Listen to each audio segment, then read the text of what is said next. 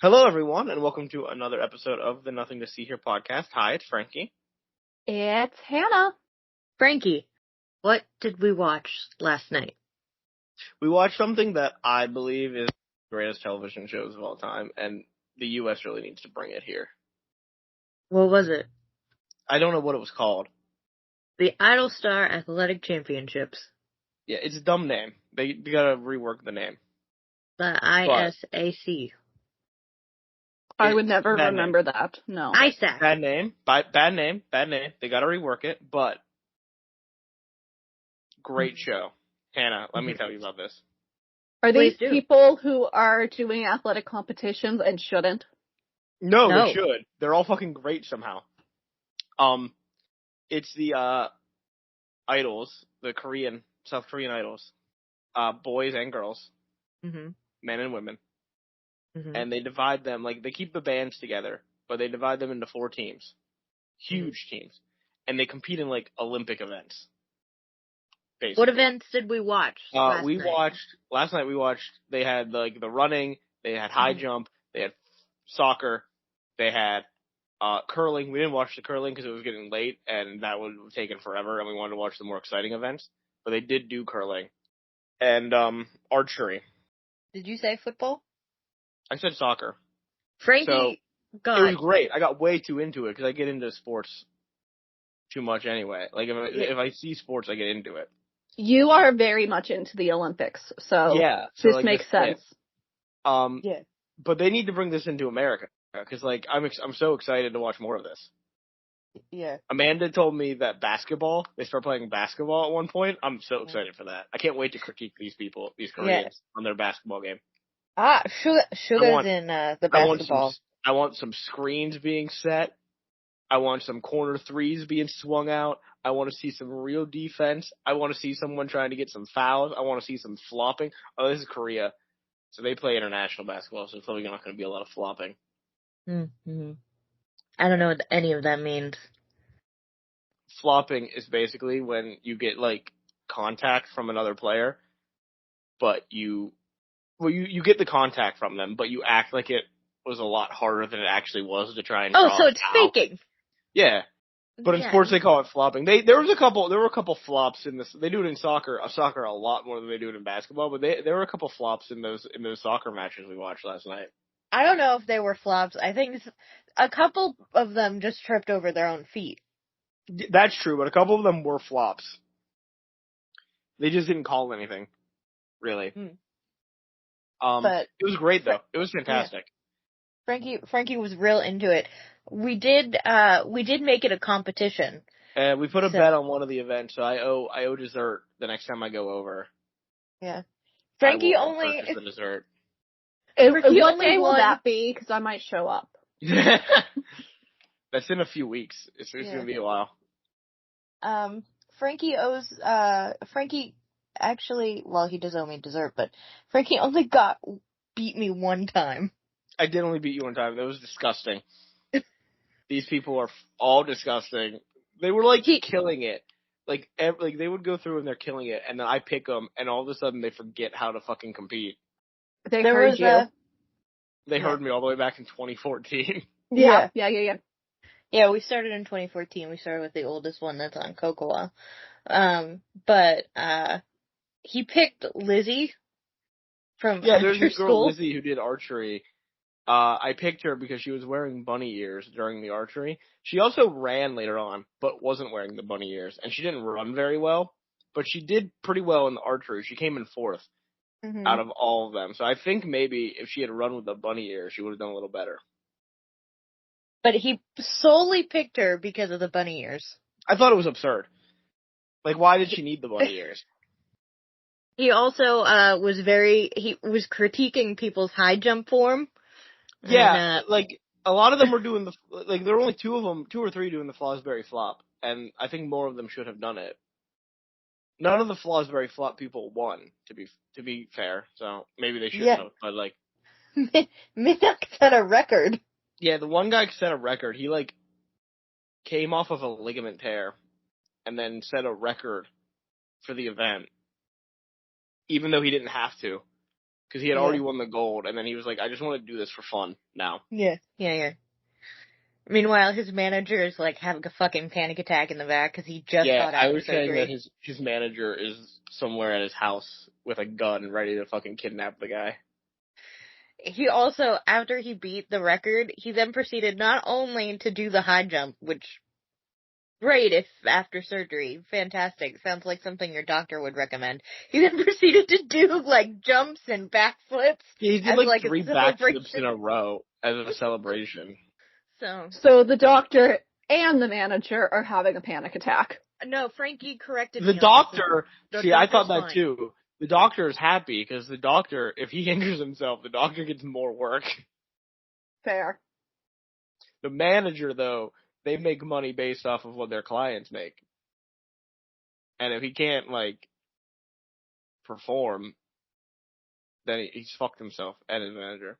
I'll just let you know ahead of time, Frankie. That was in 2014. Minhyuk's still active in B2B currently, so he's fine. Yeah, that's good. I'm glad. I don't want him to be hurt.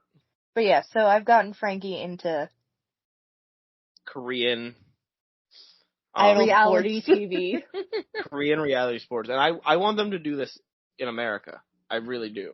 They used to. With actors, musicians. Singers. Could you imagine Justin Bieber trying to do this shit? They did in like I want to say 70s or 80s, but like even before that, because like that's what the Scooby-Doo Laugh Olympics is mocking a little bit. Battle of the Network Stars, where like all the networks, ABC, NBC, CBS, would send their stars and they would compete in athletic events, and then they brought it back in like the 2010s, and it just like had like maybe a season, maybe 2. I don't know if it had 2 or not, but like it kind of just died, and that was very sad. So yes, Frankie has been very involved. So I'm petitioning to bring that to America. I figured you would like it. I can't wait until we get into like some of the sillier ones, like bowling. See, I'm not excited for the bowling. I loved the bowling when I first saw it. The bowling doesn't have Steven Weber. That is his name. I found his name last night. Your namesake? Yeah, my namesake, yeah. No, for those who don't know, Steven Weber is a professional bowler. I need to confirm that it's actually Steven, or else I'm just like name dropping someone who's not. Steven Weber is an actor. It's Dick Weber. Is it Dick Weber or Pete Weber? No, not Dick Weber, it's Pete Weber. There is a pro bowler named Dick Weber. He's in the Missouri Sports Hall of Fame. Good for him. But there's a bowler named Pete Weber who, he just retired last year. But Pete Weber he's up on top, but he had like a temper.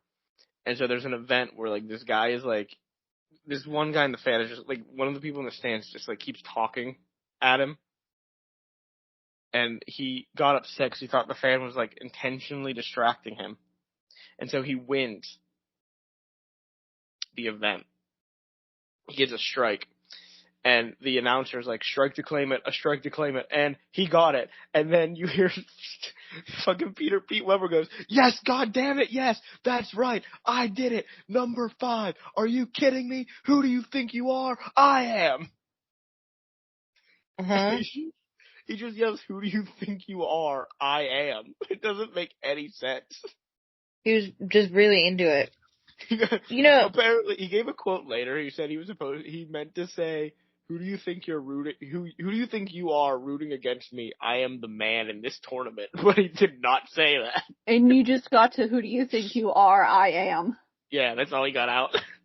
Is the heat of the moment. So, unless any of those bowlers are letting out, who do you think you are? I am. They can't excite me. Not even if Mingyu is a bowler? I don't know. I have to wait and see. I know we were talking about funny names for bowlers. I did come across a funny name of a pool player. Do you guys want to know what it is? Not really, but you're good. Yeah, it's Minnesota Fats. Cool. That's his name. Is he in the Hall of Fame, though? Like Dick Weber? I don't know. Look it up. Look him up. He has a video game. Does from he? Like the 90s. Yeah, look up. What do you mean that doesn't count? Do you have a video game from the 90s? No. I'm barely from the 90s myself. Hannah, what are we doing tonight, Hannah? Well, we know, but remind the audience. It's Haunter Hoax tonight, baby. Woohoo! Yay! For the uninitiated, welcome to Haunter Hoax, a game that Amanda hates, and it's where I tell Amanda and Frankie the story of a haunted house, and they have to decide if everything I tell them is true, or just a big old pile of bullshit. And spoiler alert, it's always a big old pile of bullshit. Yeah. We've only done 2 episodes. And both times. Also, the Warrens are involved in this. Granted, they're involved very little, but they're really not involved. We'll get to that later. I provide Amanda and Frankie with all the evidence that says this haunting is real, and all the evidence that says otherwise. And tonight, we'll be talking about a case from jolly old England, the Enfield Poltergeist. A case which Ed Warren said, and I quote, makes Amityville look like a playground. You can't say that about, like, your most popular thing. You can't say that about one that, like... nobody knows about either. Well, yeah, one that no one knows about, but also, I don't know... Speaking of that, I don't know much about this, so maybe I'm wrong, and Hannah will correct me if I am. But you also can't say that about one that started with, like, brutal murders. Yeah. So we're starting with murder again, so it is very Amityville of them. No, there's no murder. No. Amanda, there's no murder. Well, Frankie just said murder. I said that the Warrens can't say this one is like, it makes Amityville look like a playground when Amityville started with actual brutal murders. All right. And if this one didn't, that's like a little insensitive. Yeah, the only death in the story of a person was natural causes. Okay, well, that's better then. And speaking of the Warrens, I need everyone out there listening to stop thinking about The Conjuring 2. It doesn't exist. Forget about it. The Warrens aren't actually involved in the Enfield Poltergeist like they would like you to believe. I haven't seen The Conjuring 2 in years. So. I've never seen it, so... Oh, that's a good film, Franklin. The Conjuring franchise is a great franchise, but the Warrens in that film are very fictionalized. Yeah, and they're way too sexy. They were some not great looking people. And they are in those movies. In those movies, damn. They fine. Who plays them in those movies? Patrick Wilson is Ed Warren. I'm not a fan of Patrick Wilson being in those movies. I like Patrick Wilson as an actor. I think he's a good actor. But I don't like that he is in those movies and the Insidious movies. You gotta pick a horror franchise. You can't be doing both. It's absurd. Who's Lorraine? No answer. I don't remember her name. Frankie? I'm looking it up. Thank you. I'm so glad we have a dedicated Googler for each episode. Vera Farmiga. Okay. Listen, she doesn't sing and play guitar, so why would I remember her name? That's no fair. Offense to her, but, you know, you have Patrick Wilson singing and playing guitar in The Conjuring too, so. And she was never nominated for a Tony Award. I say that, who knows if she was. I'm gonna, like, get an email from her agent. How dare you? You're a wonderful actress, but, or more Patrick Wilson stands in this house. You guys like Patrick Wilson? I'm a Patrick Warburton fan. I like Patrick Warburton too, but, like, he's not involved in these films. I would love to see him in a horror movie. He would make any horror movie not scary. Cool. Moving on from that, I need to give a shout out to the website Higgy Pop, because they have a whole timeline of events, and they did most of the legwork for me. So thank you. And now, let's get to the haunt. Tonight's story follows the Hodgson family. It consists of single mother Peggy and her 4 children, 13-year-old Margaret, 11-year-old Janet, 10-year-old Johnny, and 7-year-old Billy. Most of this haunting centered around Janet, and luckily for Johnny, he was Janet! It's okay. That needed to be said at least once. The younger brother, Johnny, got to miss most of the haunting because he was away at boarding school. Bet he was pissed. Yeah, I bet you he was so mad. He's like, God damn it, everything fun happens when I go away. The family lived at 284 Green Street in North London. The house is described as a normal, semi-detached house, and it was built in the 1920s. There are 3 bedrooms upstairs, and the downstairs held the kitchen, living room, and bathroom. Peggy had a great support system in place. Her brother and sister-in-law, John and Sylvia, they lived just down the street, and the family was really good friends with their next-door neighbors, Vic and Peggy. For the purposes of tonight's story, Peggy, the neighbor, is going to be referred to as Peg. Why? Are we pegging people? Is there another Peggy involved? Peggy is the mother. Oh. There are 2 Peggies. What are the odds? It's not even like that common. I don't want to know the odds, and I'm mad at them right now. So the Hodgson family moved into their Green Street home in 1977, and right off the bat, they begin hearing things like knocks and bangs, but no one put much stock in it, because, there's 4 kids in the house, so it's probably always really noisy. And the street is basically a series of, row houses, so you could easily just be hearing your neighbors through the walls. Like I said, no one puts really any stock in it. No one does anything about it. And then on Tuesday, August 30th, 1977, the children were getting ready for bed when Janet went to her mother and told her that Billy's bed was, and I quote, going all funny. It was moving, it was shaking on its own accord, and the family comes to the only logical conclusion that the house is haunted. Why don't they just say the bed's shaking? Why do they have to say the bed's going all funny? You mentioned the bed, and before you even finished the sentence, my first thought was, Mom, the bed peed itself. It has to be a ghost. Somebody peed the bed. It wasn't me. Who was it then? It was that little boy in the corner. See him? That's so good. I hope someone uses that. If there's any kids listening to this podcast, use that the next time you pee the bed. It's a good defense. Because, you can't prove or disprove it. I guess you could. That's like when my dog barks downstairs and she tries to blame Waffles. I guess you could prove it if you wanted, someone wanted to, take the pee and run a DNA test on it, but, who's gonna do that? Well, we're in the 70s. DNA doesn't exist yet. That's true. DNA wasn't invented until Mr. DNA was born in 1982, so. Yeah. Cut to the next night, Wednesday, August 31st. The children are once again in bed when Peggy hears noise coming from one of the children's bedrooms. She goes in to tell them to go to bed. Shut the fuck up. Go to bed. Mm-hmm. And then Janet tells her that the chest of drawers was what was making the noise.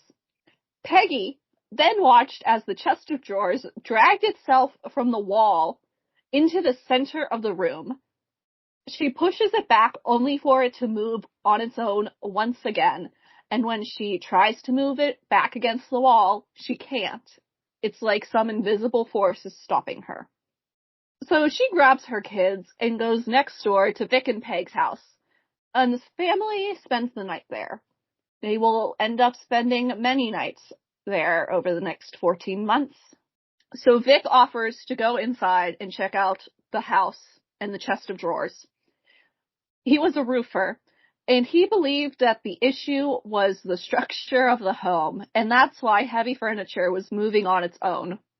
He's trying to find some logical explanation, which I appreciate. I don't, but okay. So he goes in. He's alone in the house, but he swears to hear a clapping sound that follows him all around the home. And when he's when he's up on the second floor, he swears it sounds like someone was knocking or clapping from the roof above him.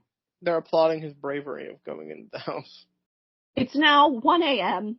on September 1st, and Peggy calls the cops. The police... Yes. Well, they show up. They do show up because the more logical explanation is someone's in the house, I guess. That is the more logical explanation than, hey, there's a ghost here clapping. Yeah. So the police show up and they check. They do a sweep of the house to make sure there wasn't a person in there, but they didn't find anything or anyone. And they leave telling Peggy, hey, I'm sorry, there's nothing we can do because there's been no crime. No one's in your house. Before the cops leave, Constable Carolyn Heaps claims to have watched a kitchen dining chair begin wobbling on its own before it then slid about 3.5 feet across the floor. All right. We now cut to Sunday, September 4th. The Hodgson family has kind of been staying with their neighbors on and off at this point. Peg decides that something needs to be done.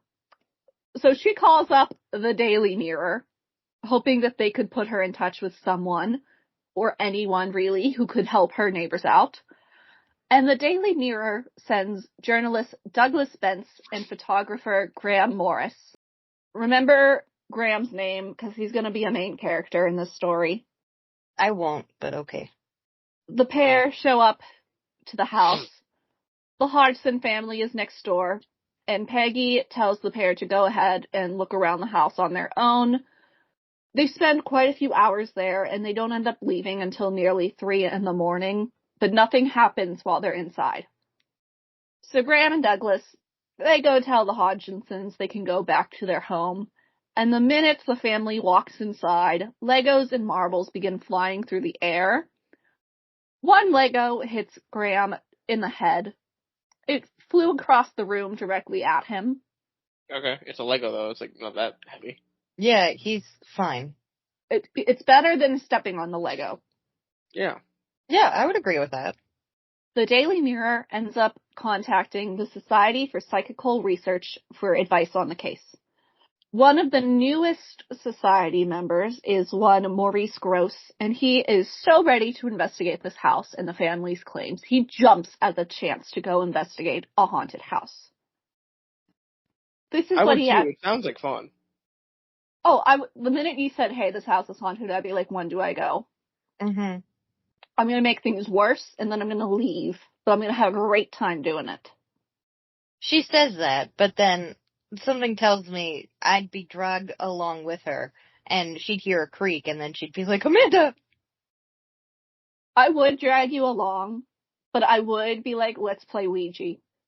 I would drag you along because I want my bestie to come with me and have a fun girls' night in the haunted house.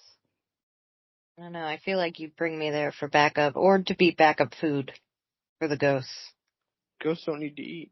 You never know. How dare you expose me for throwing you to the demonic entity? Mm-hmm. This is what Maurice had to say about the family when he arrived at the house for the first time. I found chaos. The whole family was congregated in the house together with the neighbors next door, and there were lots of very, very frightened people there. He then also advised Peggy to begin writing down everything that occurred in the home. And it doesn't really take much for Maurice to be convinced the haunting is real. He sees the family's fear during his first visit on September 5th, and when he comes back on September 8th, the following happens for him to confirm the haunting in his eyes. At 1:15 a.m., he, Peggy, and the reporters from the Daily Mirror are sitting in the living room.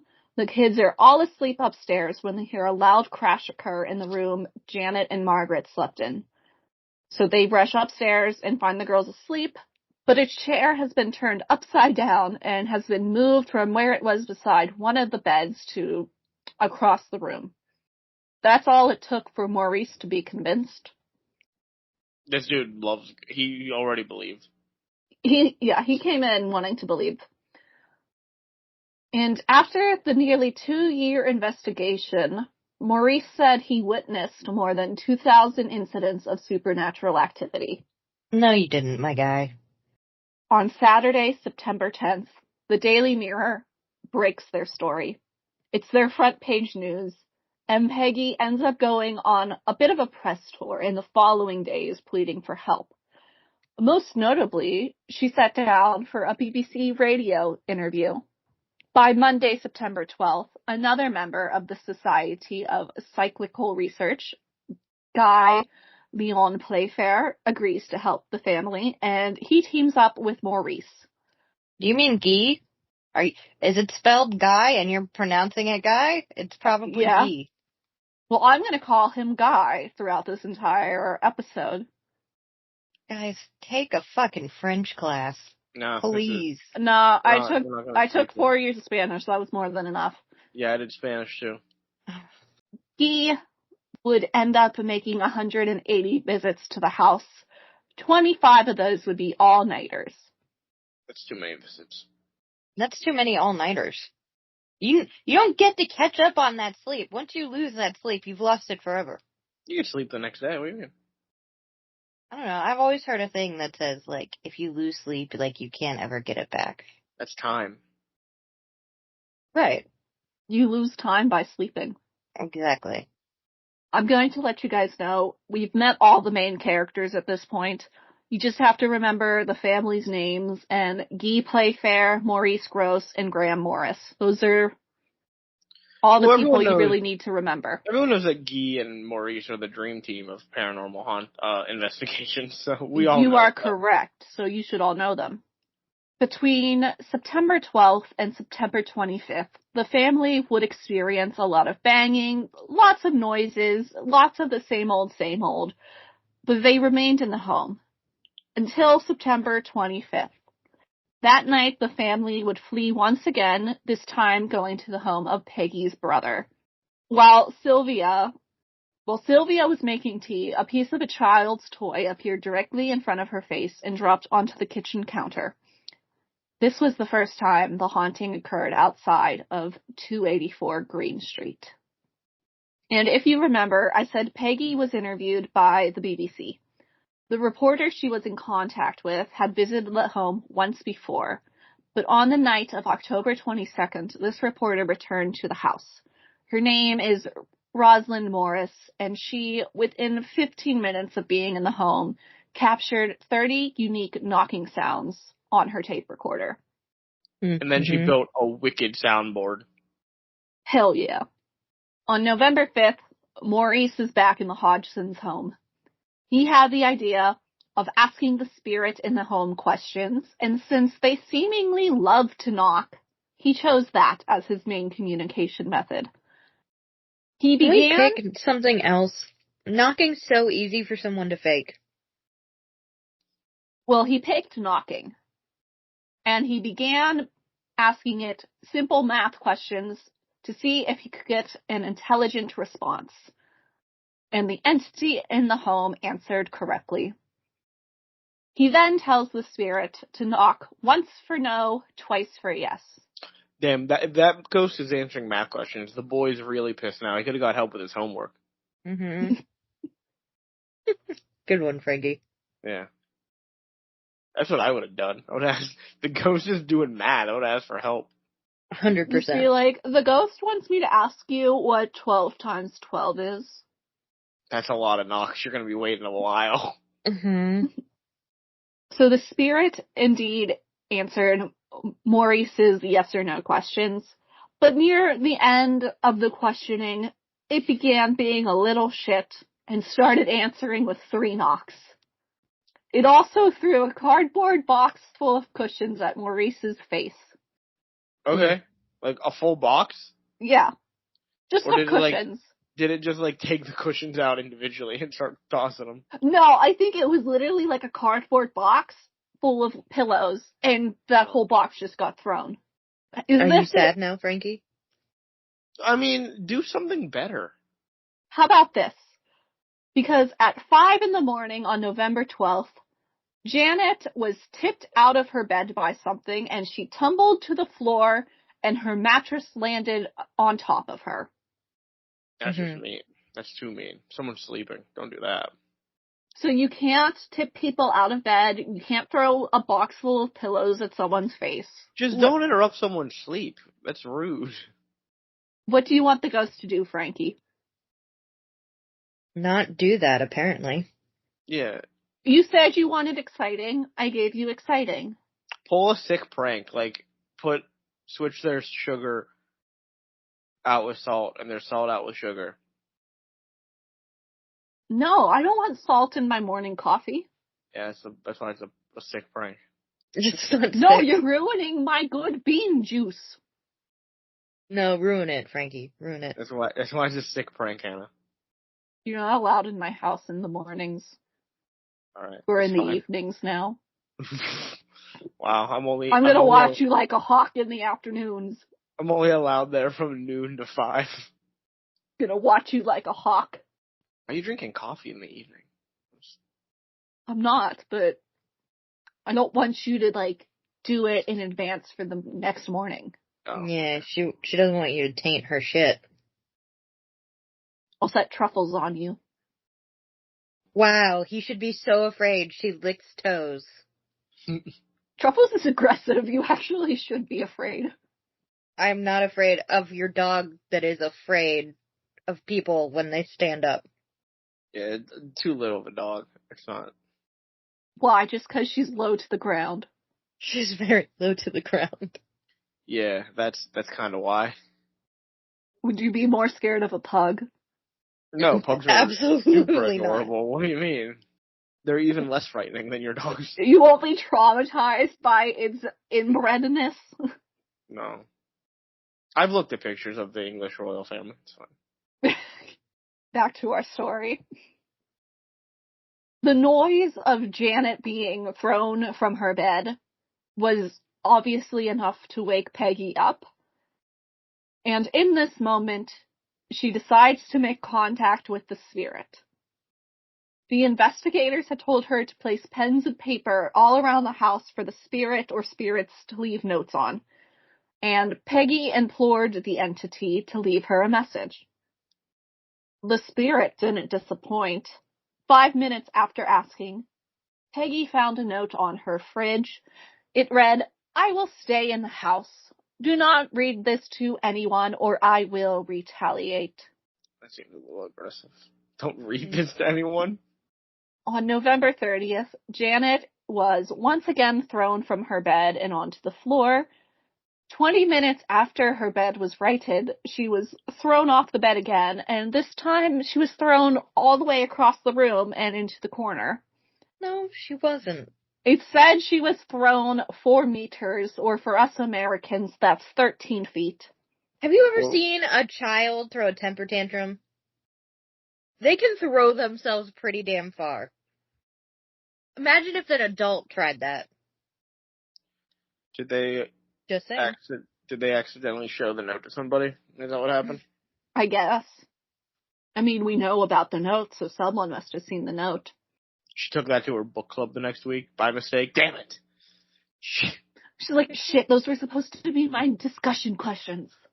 The next thing that happened was a psychic medium visited the home.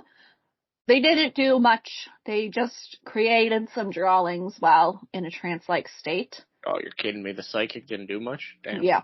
I only bring this up because Janet was very interested in this automatic drawing, and by December 30th, she had produced 9 drawings while in a semi-conscious state.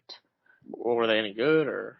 They are said to have been disturbing, each drawing featuring blood, death, and knives. You know, the normal creepy kid drawings. Yeah, but a lot of art can be classified as disturbing. Was it good? Have you seen Katie's art? Shout out to Katie. Janet was nowhere near Katie's level. Damn. Could have made a nice profit.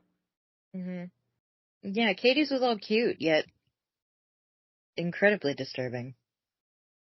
I remember when we had our art exhibition, my dad looked at Katie's paintings and goes, "Do you need to check on your friend?"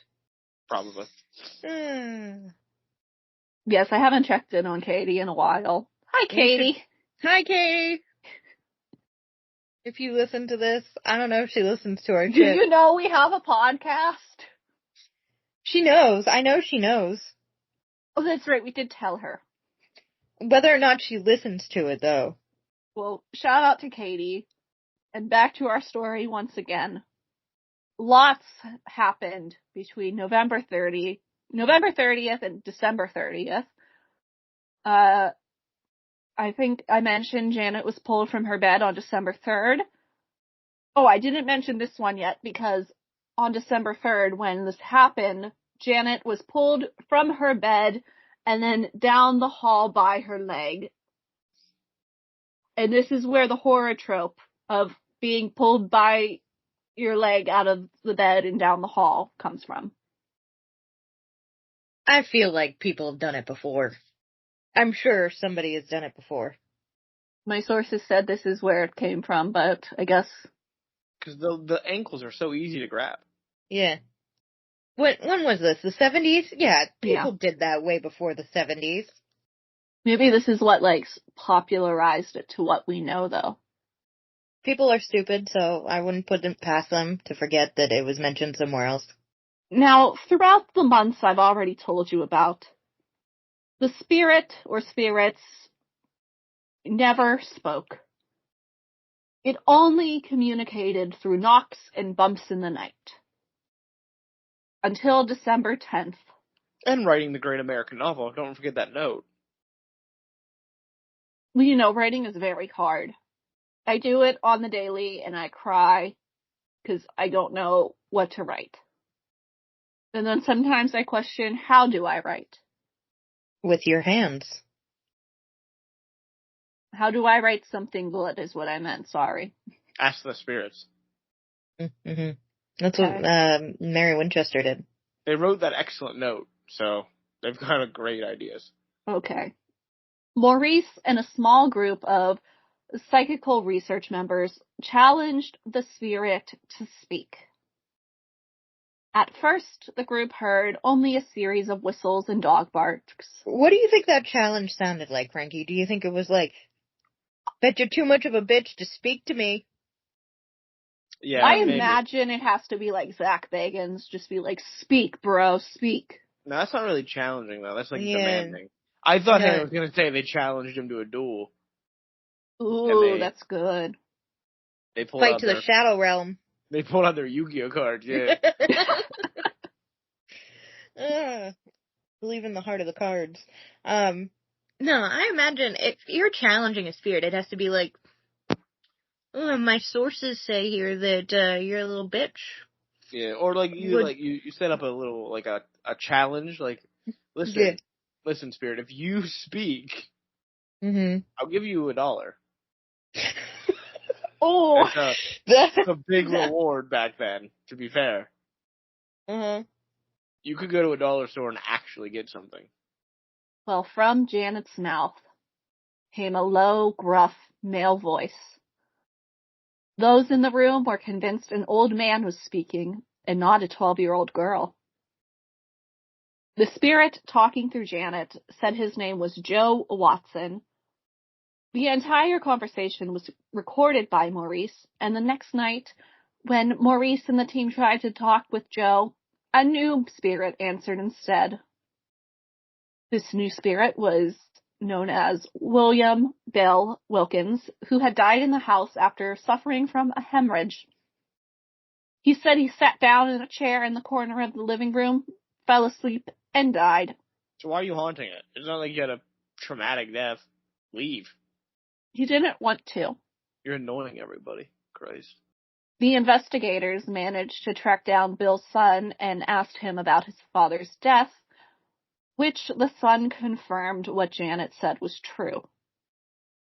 And for those of you listening to this podcast right now, you can indeed hear this voice. You can hear a ghost speak through Janet, as these recordings are all over the internet, so have fun with that. So you think like she could have just like been a comedian or something, like with him doing impressions, or? people began to think she was like a ventriloquist. She's just talented. It's not a ghost. It's just a girl being talented. Jesus Christ. It's now Tuesday, December 15th, and this is when some of the most compelling evidence is witnessed. Ah, yes.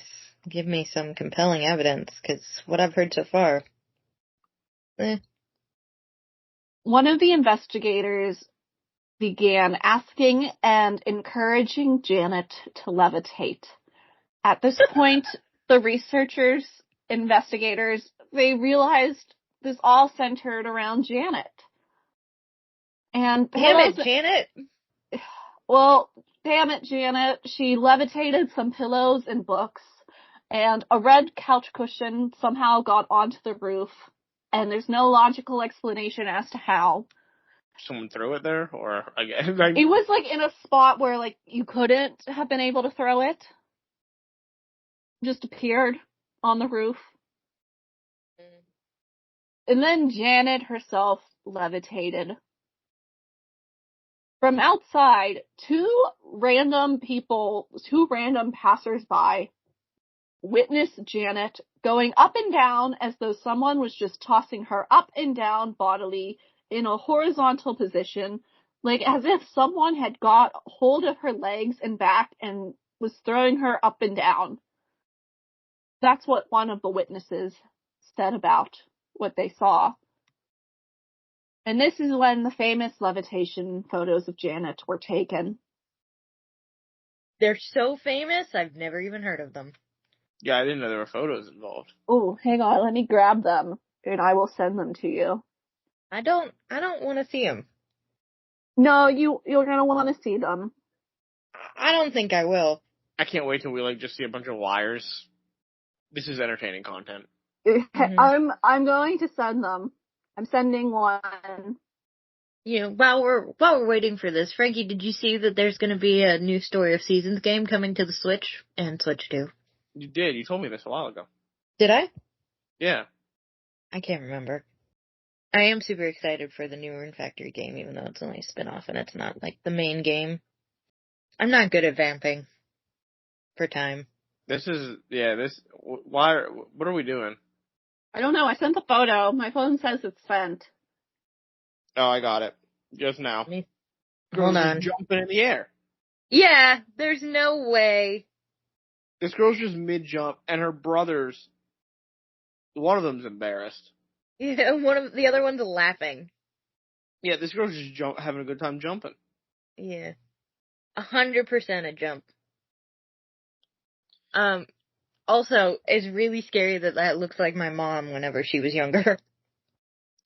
Maybe it is. Maybe she was just jumping and someone took a picture. Does the peanut gallery want to admit to something?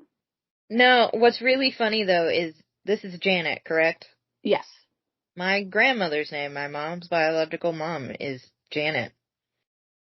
She is she's the woman whose ashes hang out in our alcohol cabinet. But yeah, so I don't think it's my mom, but I don't know, I could ask her. Was she in England in the 70s for some reason? It was in England. Nope, not her. I like how if it was like anywhere else, probably could have been. England, nah. So yeah, this was the compelling evidence, and it's just a girl jumping. Yeah, she's just jumping, Hannah. On Saturday, December 17th, British psychic and author Matthew Manning came to visit the home. He spoke in length with the spirit of Bill, and Little Bill? The conversation was recorded. Just completely ignored my little Bill reference.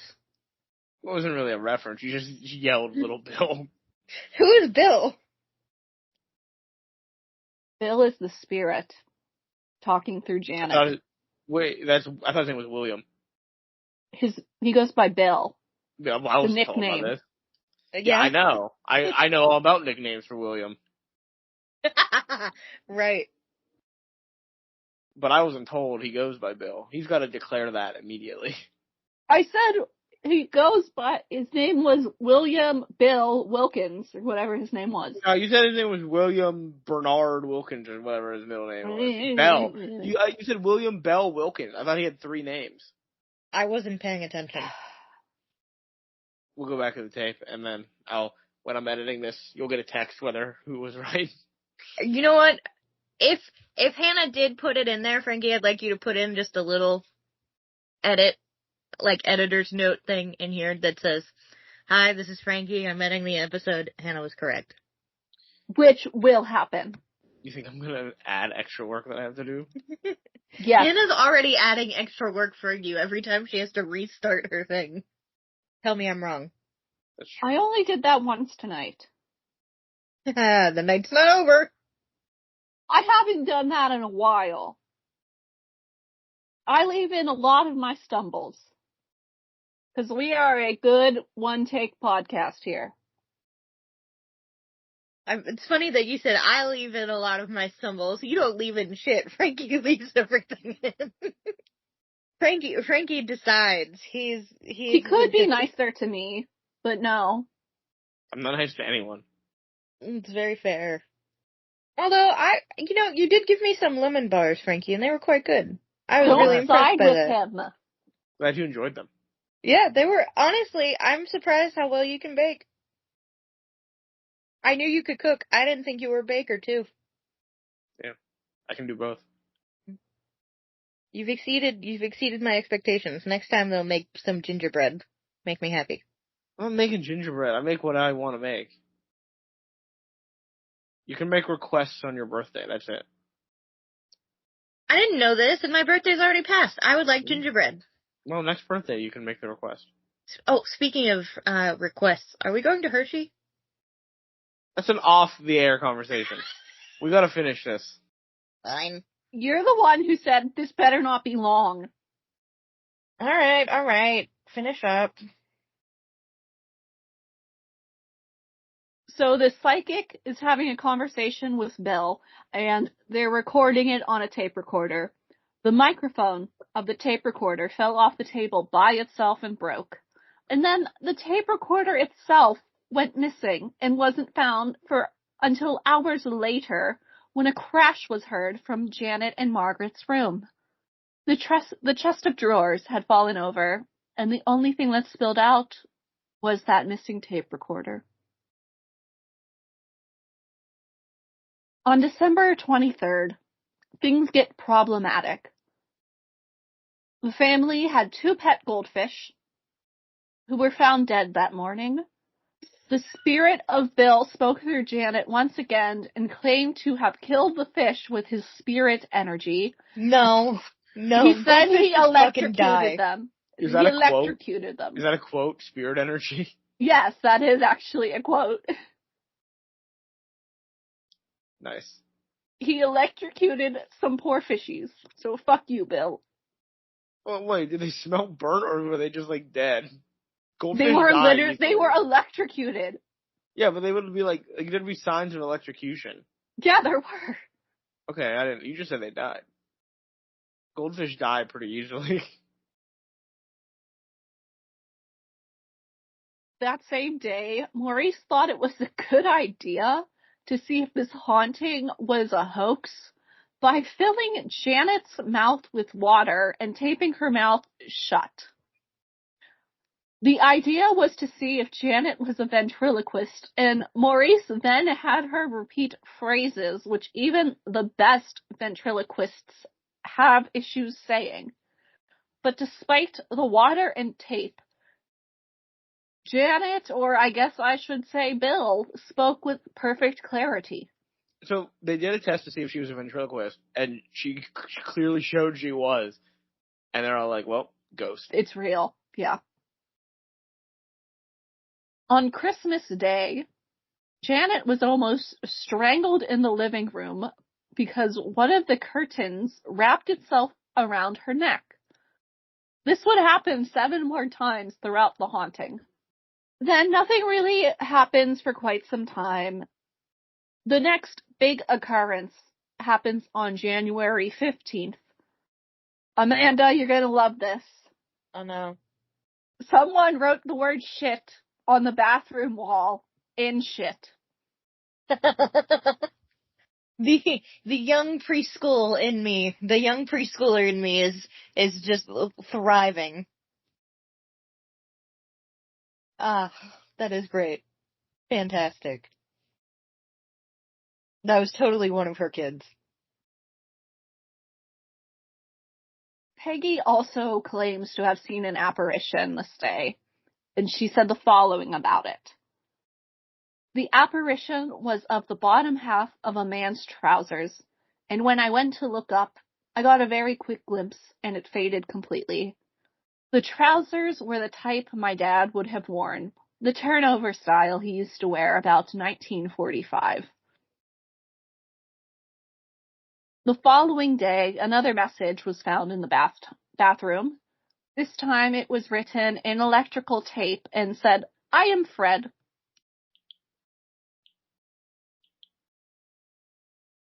The BBC reporter came back to the Hodgson house on January 26th. She wanted to do a follow-up story and record the voices coming from Janet. By this point, Margaret also started speaking in a low, gruff, old man voice. Though it is said that Margaret's voice wasn't as severe. It lacked the intensities that Janet's voice had. And by the end of March 1978, the whole family's sanity was beginning to be called into question.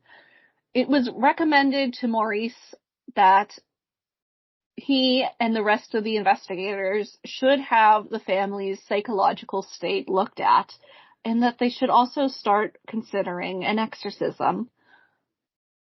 Though no exorcisms will be occurring in tonight's story. Thank God, we don't have the time. Maurice and Guy seemingly took a break from the Hodgson family for the entirety of April. They left Peggy with instructions to write down any and all paranormal events that happened in the home.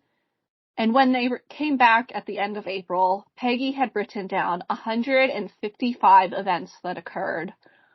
These events seemed to be happening more frequently, and even worse, the ghost was turning into a pyro.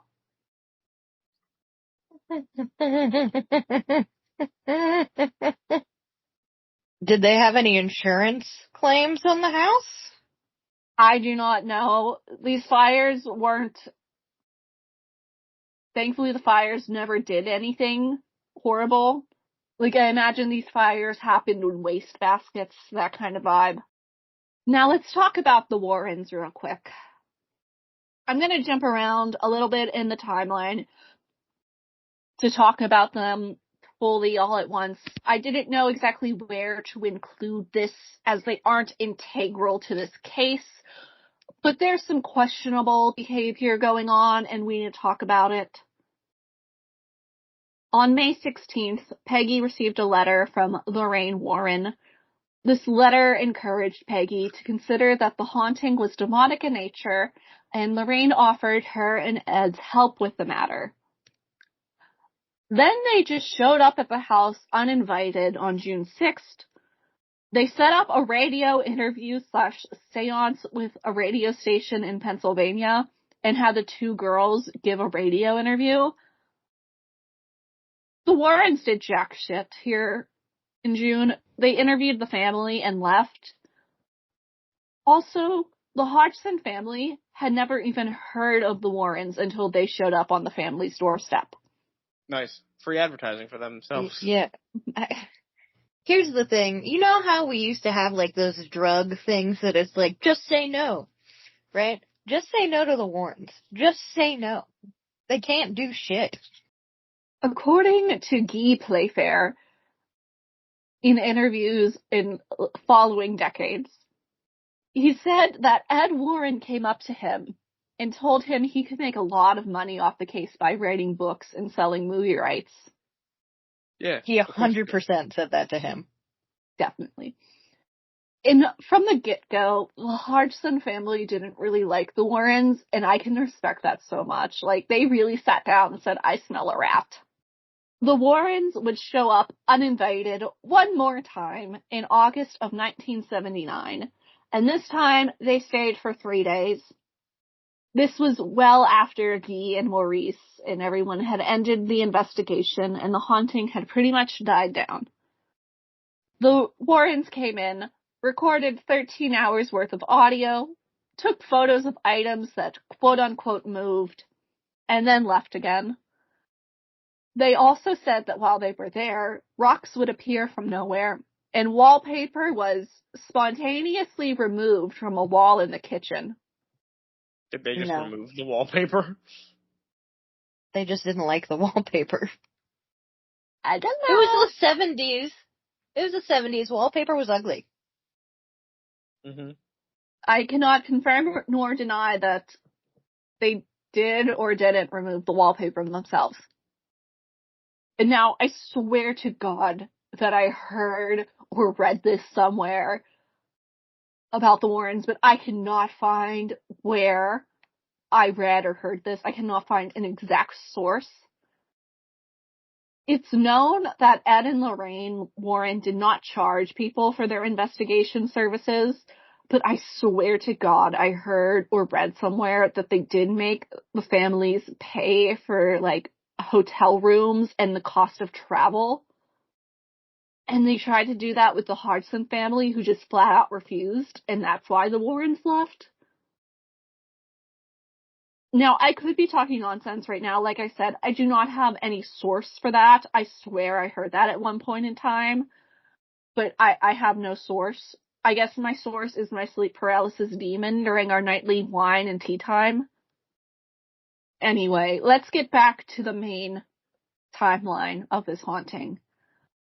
On July 25th, 1978, Janet was admitted to a psychiatric hospital in South London. Here she underwent a series of physical and psychological tests to try to figure out what she was experiencing, but it was all very inconclusive and no one had any answer. A few days later, on July 29th, Guy and Rosalind, the journalists from the BBC, came to visit Janet in the hospital. They asked her if anything weird had happened since she was admitted to the hospital, and she said nothing had occurred. She did say, when asked why she thought the poltergeist had left her alone, that the poltergeist power can't build up because there's no one else to help build it up. And after spending 6 weeks in the hospital, Janet finally left. She returns home only to see the figure of a little boy in the kitchen, and it's neither of her brothers. But that's kind of the last thing that really happens during this haunting. Whatever was occurring slowed down considerably. Paranormal occurrences became quite rare, but a few did happen here and there throughout the years. But nothing notable really happened, and the investigation ended. The Hodgson family would move out of their home a few years later, and they are adamant that the house was haunted.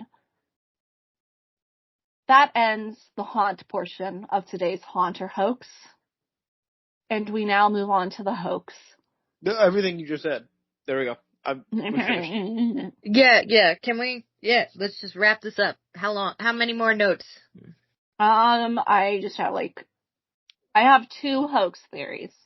Okay, alright. Let's go for it. Speed run. We shall start with the tried and true. Mass hysteria. No.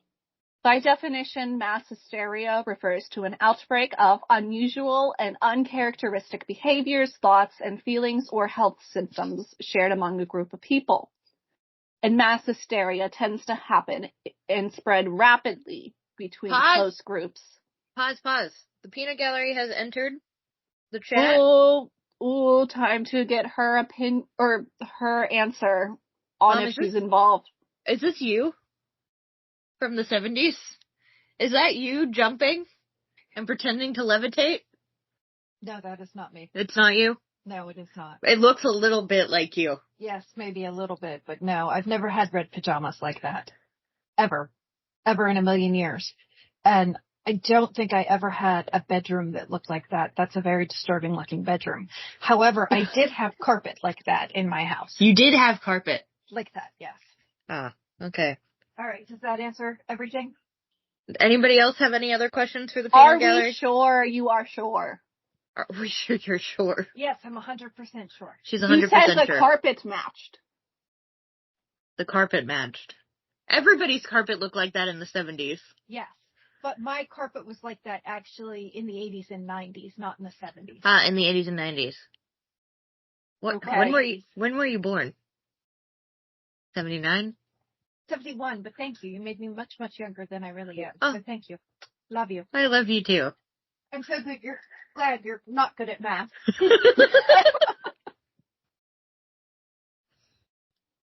Oh yeah, it was 71 because my dad was 68. Oh, interesting. It still could have been her. It's not her.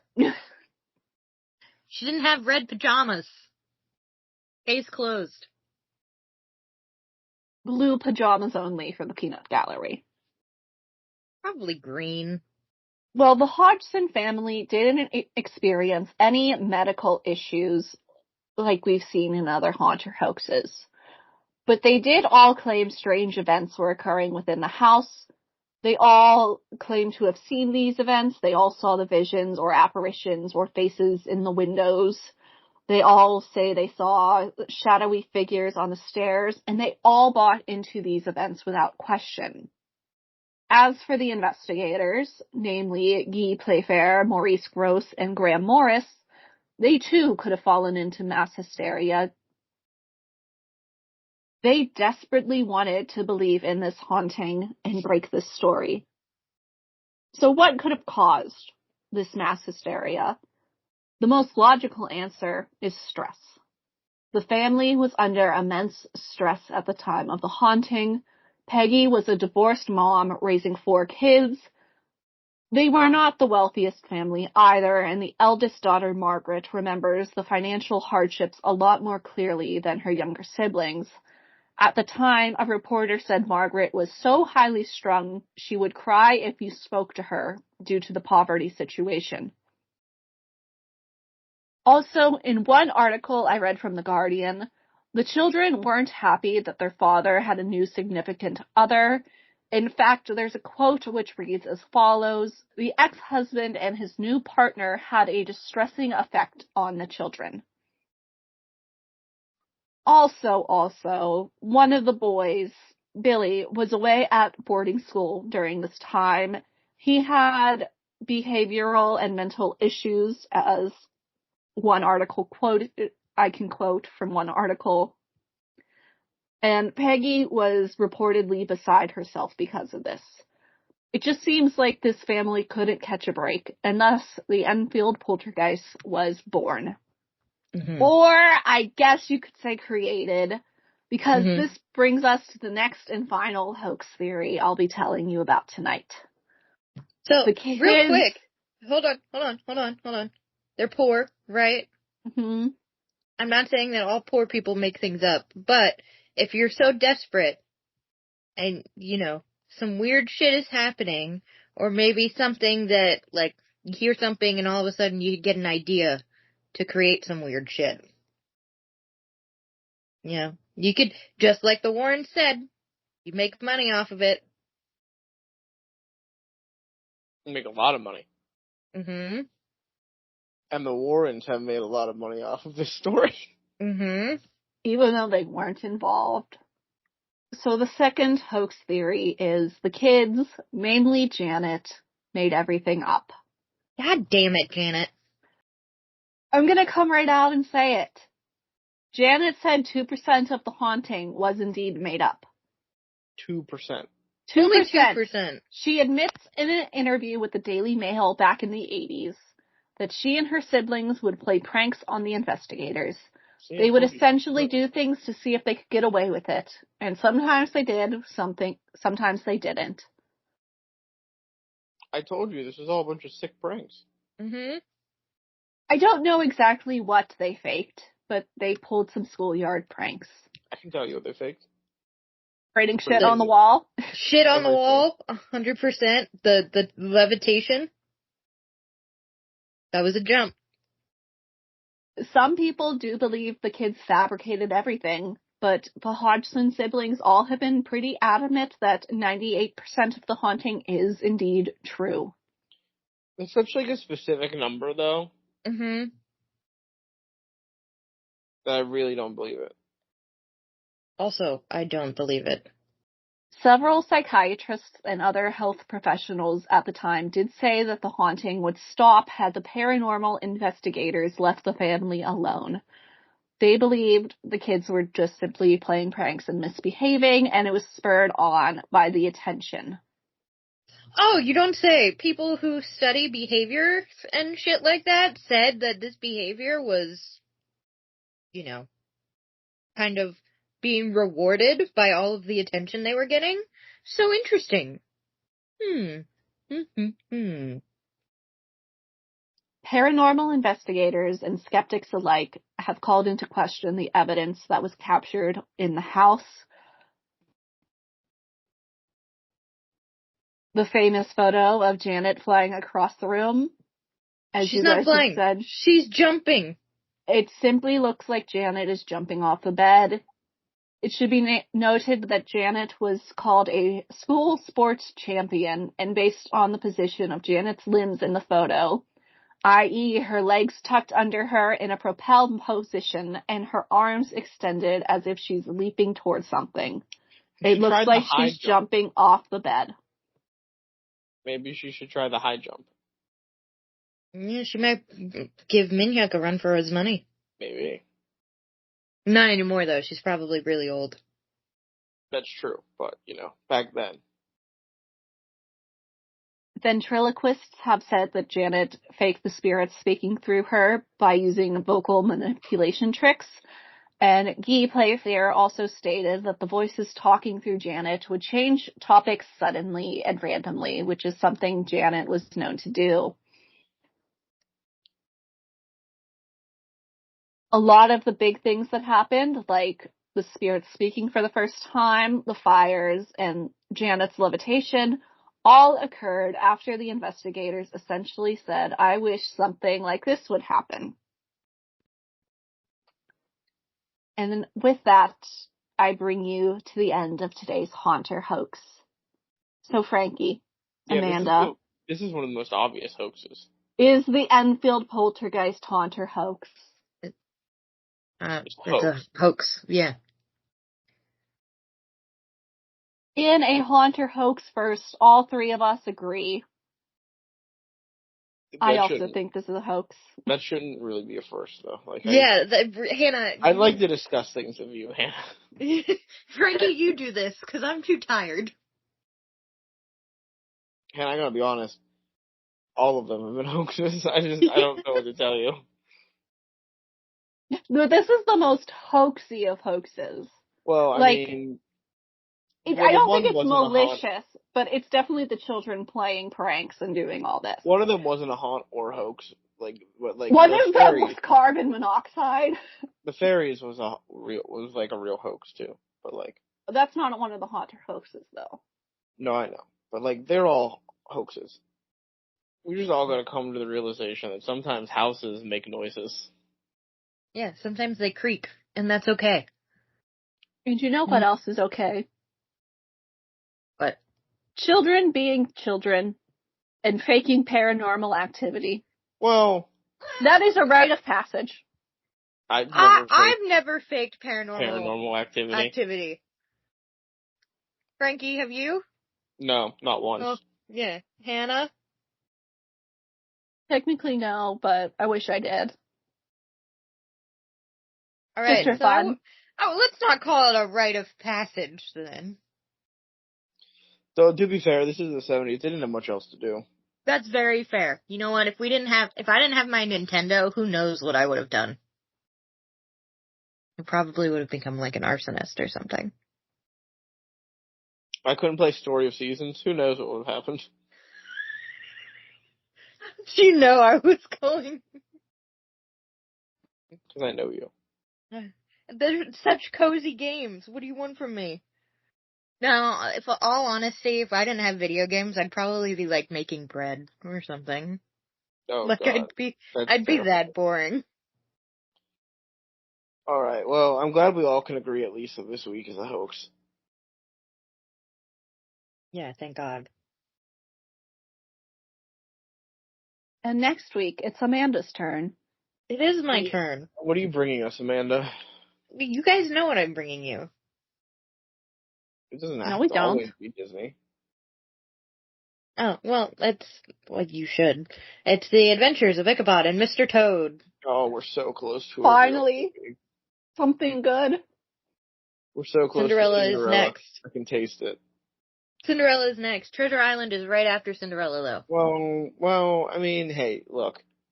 It's a singular story. Cinderella will be an oasis in this fucking desert. Something tells me you guys are gonna, like, give Cinderella the top spot just because it's been so long. If we don't do the ranking, you do, so that's on you. But in my personal ranking, It's up there. It's in your heart. it will be up there, because... It's not an anthology film. Yeah. Mm-hmm. Alright, well, join us next week for... What is the movie called, actually? Like, what's the actual title? The Adventures of Ichabod and Mr. Toad. The Adventures of Ichabod and Mr. Toad. That movie makes it seem like they're teaming up to go on adventures. I don't think they know each other. They don't know each other, and they each only have one adventure. Right. Unless Mr. Toad is the Headless Horseman, because he does go to hell. So. We never know. You're right. We do never know. Anyway, join us next week when we talk about the adventures of Ichabod and Mr. Toad. Let's take care of business and finish this episode up, though. As a recording, we are on Spotify and YouTube. If you're listening to us on YouTube, remember to like, comment, and subscribe. Hit that bell for notification so you know when each and every episode is uploaded. If you are listening to us on Spotify, remember to follow the show, leave a rating and review. And wherever you're listening to us, remember to share the show with your friends, with your family, with anyone you think would appreciate all of the things that we talk about. If you would like to send us an email with a question, with an idea for an episode, with any of your thoughts about the show, you can do so by shooting us an email over to Nothing to see here podcast at gmail.com. As always, here is spelled Hear. if you would like to see any of the, if you would like to see some great artwork created by Amanda. I Oh, almost I'm did it doing again. the artwork again, guys. Every time. It's not every time. I did it once, and I've been good since then. I broke him with Haunter Hoax. You actually did. I know, his voice is just so low. Artwork. His energy is down.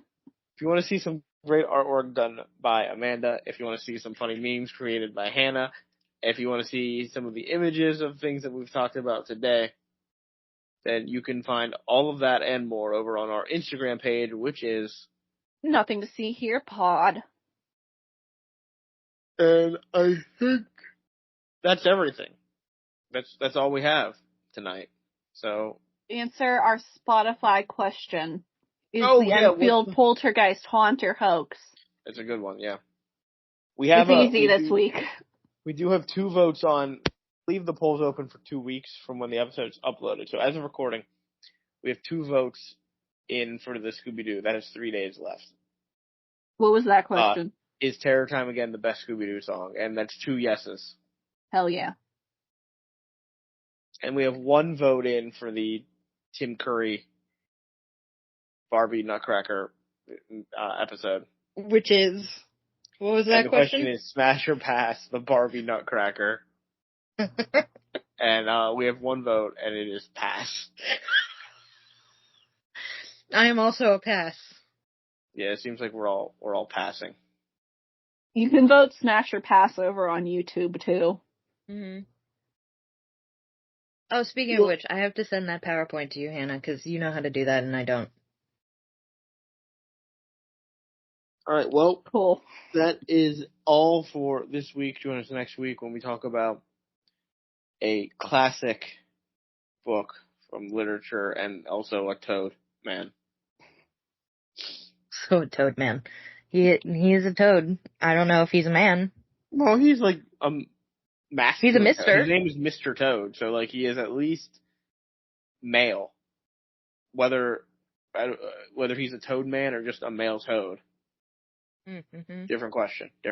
You're right. You're correct. You're assuming the toad's gender. No, he's Mr. Toad. He is correct. He It is Mr. Toad. identifies as Okay, Mr. okay. Toad. Wait, yes, I see the error of my way. Yeah. Come on, don't be out here questioning my knowledge of Mr. Toad. Questioning your allyship.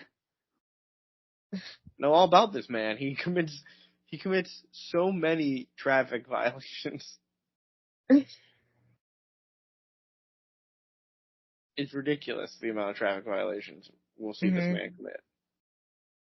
So yeah, join us. Count them all next week, Frankie. Yeah, I'll be sure to do that. I'll keep a running tally. Join us next week for that great episode. And that's all for tonight. So saying goodbye and good night. It's Frankie. It's Hannah.